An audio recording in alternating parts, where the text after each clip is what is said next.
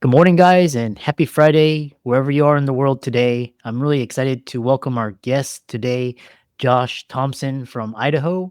And Yes. he is the founder of Brightbeam SEO, and he helps service based companies scale with Google business profile optimization, local SEO strategy. I know the audience has heard of SEO, but there's a difference with local SEO, and he's also going to teach us how to use Google Maps for service businesses. So, really excited to have him. So, Josh, welcome. Yeah. Thanks. Appreciate it. Glad to be Yeah. on. Yeah. I'm really briefly introduce yourself and I'm excited to dive into the conversation. Yeah. Okay. So my name's Josh Thompson. I'm in Idaho, Boise, Idaho. And I have been doing anything that I could get my hands on with websites and marketing basically since I got out of high school. So it was about 20 years ago. And I started with I created a lead. Me and my brother created a lead website and we were getting financial leads, and that led into a few other businesses. And so that kind of led me here where, in my opinion, the local SEO is what's going to be sticking around while AI is taking over a lot of the regular how to SEO kind of stuff. Yeah, that's how I've started building over the last few years, is focusing more on the local Google Maps, like you said, local SEO. Yeah. And what an interesting. And so, one thing that like I alluded to before, the audience has heard of SEO, but how does they use blogs? Usually it's blogs or YouTube or podcasts, but how should one think about using local SEO? Like, how do they know if they're doing local Sure. SEO versus the traditional SEO? Yeah. So I just naturally myself break it down into local and national SEO. A lot of companies out there offer a product or service that may be national, may be international. I have a lot of background in insurance, and that's like a national thing. It doesn't really go outside of the US because a lot of other countries can't use our insurance companies. But within the US, right, if I'm in Idaho, I might have to get like a license in Utah or in Florida or whatever to be able to sell insurance there, but I could sell insurance from my house to anyone in the world. So that's national SEO. I might be trying to get people who are searching for just generally life insurance or some kind of insurance. That's like a search that is more going to be just broad to everybody all over the country. So that's national SEO.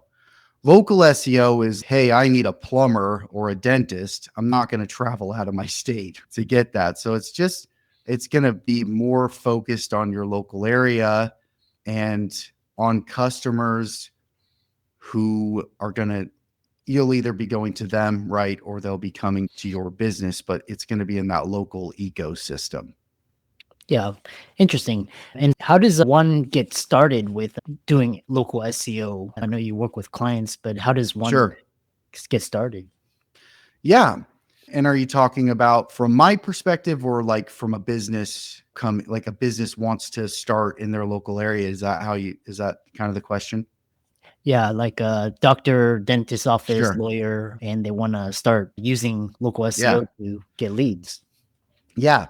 Okay. Yeah, for sure. And I was just talking about this yesterday. For some reason, I have an affinity for people contacting me that are just getting started. Right. So I talk to a lot of people who are just getting started with the business. And so I love helping people who are just getting started. I don't know. It's exciting to me. Right. Like those first steps are always hard and they're always exciting. The first thing that anyone is going to want to do typically is they usually look for a website, right? That's what most people do first.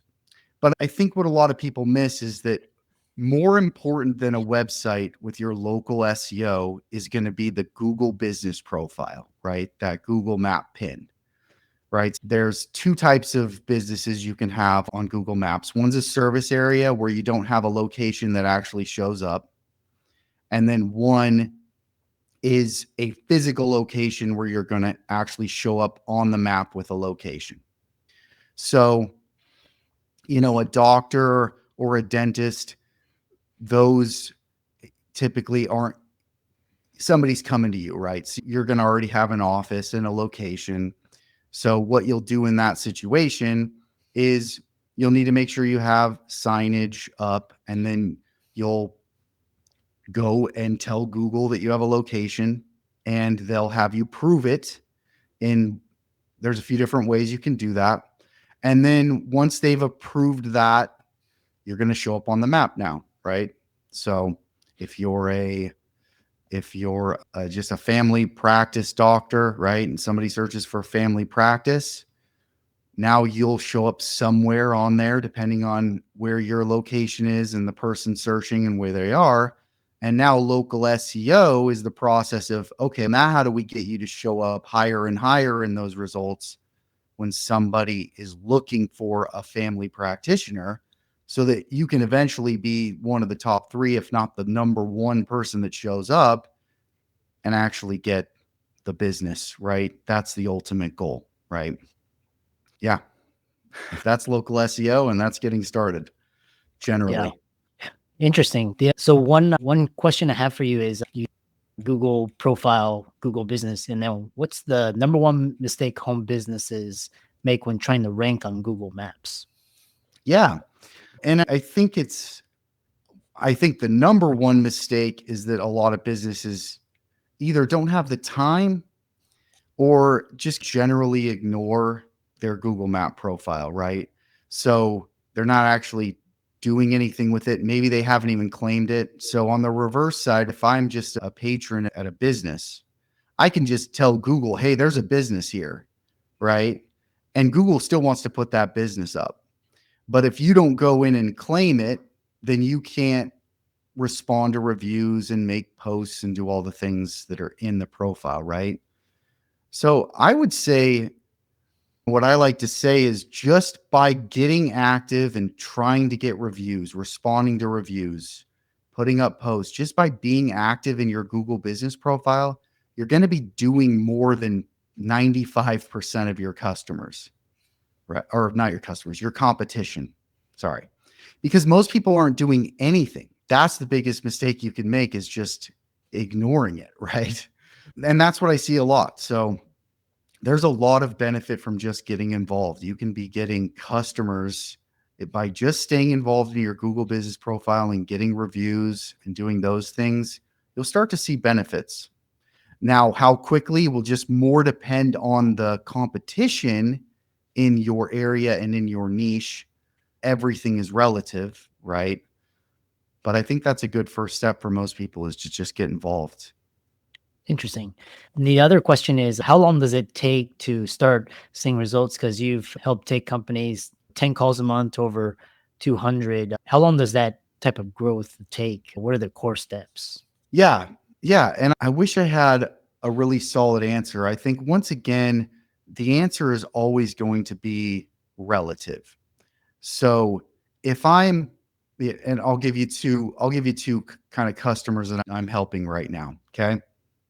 One is a carpet cleaner, and man, the guy works so hard. I love him. He's awesome. But his competition, they're getting like 10 reviews a week, because the reviews are always hard to get, right? But it's going to be relative to jobs. So if you're doing 20, 30 jobs a week in a carpet cleaning business, right? Then, and you're asking all those customers, then there's a high chance you're going to be able to get a lot of reviews. So he's trying to get going and trying to get the reviews, but his two biggest competitors are getting a high volume of reviews. So for him to get to that level is difficult, right? So he's having a little bit of a tougher time breaking out in that market, because he just has such high competition who's taking it seriously. Now, that might not be the same if he was in a different city, right? Because it's all relative. Contrast that to a landscaper that I've been helping out. No one's doing anything. It's actually surprising to me how little people are taking their reviews seriously. So he is probably getting 4 or 5 reviews a month. And that velocity, I'll use that word, which is basically Google uses the average number of reviews that each business is getting right now. He's getting more reviews on average per month than all his competitors. So that's helped him already start to get a lot of calls and traffic.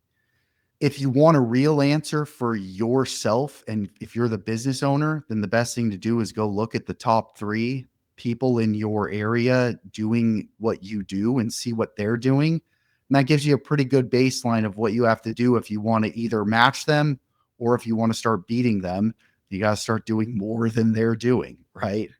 So reviews are the big currency of local SEO and Google Maps. So that's usually a good place to start, is just understanding how many reviews do my competitors have? How many are they getting on average a month? And that gives you a good baseline of what you probably need to do to get in the game. Yeah, the reviews. The follow-up question I have for you is, what type of businesses? Obviously, it sounds like doctor, lawyer, dentist, accountants, like these firms at physical location. What about marketers, or a lot of people are public speakers, consultants? Where do they fit into local Yeah. SEO? Yeah. No, that's a great question. I can give you a little bit of insight into my business, right? So I am a person with a strong B2C background, right? That's the businesses I owned and ran, was business to consumer, right? And now, as I try to help businesses be good at business to consumer, I've now become a B2B business, right? And B2B business is, especially in those local services, is weird because, yeah, I am competing with the people in my city, but anyone can offer SEO services, and you can do that. So once again, that national SEO comes into play, right? If I'm a dentist, I can use somebody in my local area to do SEO. I can use somebody in New York. I can use somebody in India. There's no boundary to where somebody could be helping me. So I think the same thing goes just really with any business, is look at your competitors and what they're doing. If your competitors are getting most of their leads from Google search, right? So not the local map, but down when you go past the local map, or if you just do a regular search, right? Is that where they're getting leads? Is it Google ads? Is it LinkedIn ads? I think you just have to look to where your competitors are getting the primary bulk of their business from, and then use that as a template to copy. So I would, I guess, more thoroughly answer your question, if no one's getting if you're a public speaker and no one's looking at your competition, they don't have Google business profiles. They're not looking for local search at all. They're not even trying. Can't hurt to try, but I wouldn't put a lot of stock in something that isn't working for your competitors, because most likely there's a pretty good reason for that. Yeah, interesting. Yeah, so really interesting. And so you help clients, with, and so for the audience, Josh's resources. So talk a little bit about your mindset that's helped you, because you've been in this for quite a while. And what is your approach to just success and business and personal development? Yeah. I could go into a whole history of my life and that. So I'll try to keep it brief, but I think business at its core is, as boring as it sounds, it's all accounting, right? At the end of the day, everything comes down to accounting and investing and trying to spend a dollar to make two. So that's what I really try to focus on for me and for the businesses I help, is where are you going to get that return? And I feel bad for a lot of business owners that they don't understand the game being played on the ground, and they end up getting taken advantage of, I would say, by somebody who's just willing to sell them a solution that may not actually solve any of their real problems. So I think I think going back to that, my philosophy is try to become more of an accountant, understand what you're paying for, try to follow your numbers. The best business owners know their numbers. They know how much they spend, how many leads they're getting from that, right? How many sales they're getting from that, and then they look for ways to improve those. If you don't know where you're trying to improve, it's hard to improve. And I find that a lot with home service businesses. A lot of people get stuck running the jobs and trying to get the jobs done. And they don't have the time to sit down and do their numbers and try to build a business. So the sooner you can start thinking like a business owner, I think the better. And I try to apply those same principles into my life and finding what's going to work for me and the businesses I help. And how can people contact you and find you and follow you if they're interested, if they listened or watched this podcast? Yeah. Yeah. Josh at brightbeamseo.com is my email. Brightbeam SEO is our website. Pretty active on Twitter at Brightbeam SEO. And yeah, those are easy ways to get a hold of me. Excellent. Thanks so much for coming on and sharing your expertise, and thanks for coming onto the podcast. Yeah. Appreciate the time. Thanks.